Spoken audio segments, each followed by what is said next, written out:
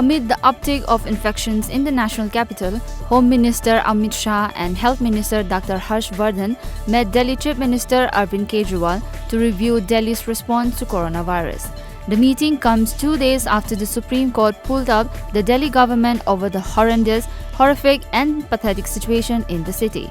Delhi has nearly 39,000 cases. With nearly 12,000 new cases, COVID infections in India today rose to over 3.2 lakh, a media report said today.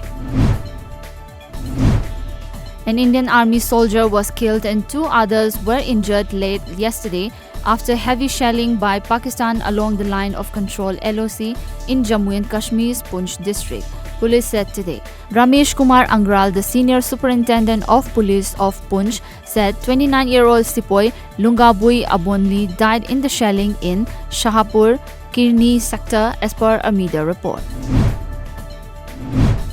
All Manipur United Clubs organization Amuko today underlined on the need of unity among all ethnic communities in the state in safeguarding the territorial integrity of Manipur. Addressing the 19th Protest Day commemoration event at Kwakaithel Akhamlekai Community Hall today, Amuko President Nando Luwang recalled that the organization led a mass protest following the Center NAC and IM Bangkok bilateral agreement on 14 June 2001, wherein the two sides mentioned the 3 words, without territorial limit. Nagaland registered 5 new COVID-19 positive cases today. With this, the total number of COVID-19 positive cases in the state rose to 168. Nagaland Health Minister S. Pangnew Phom confirmed this through his Twitter handle today. According to media reports, the 5 new cases have been reported out of 232 samples tested yesterday.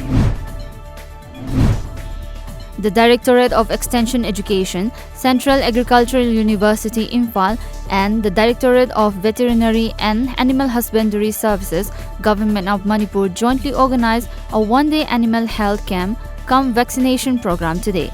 About 230 animals were vaccinated during the program. A 24-year-old youth, Rituparna Pegu, was brutally murdered by a group of 4 people, including a minor, following an altercation in a shop in Nunmati, Guwahati yesterday. He leaves behind his wife and a 7-month-old infant. The incident was captured on CCTV camera. Pegu's death sparked protests across Nunmati in Guwahati and on social media. The case will now be transferred to the Crime Investigation Department CID for further investigation, a media report said. The US Embassy in South Korea, Seoul, draped a huge Black Lives Matter banner on its mission building and tweeted a picture of it in support of an anti-racism campaign across America.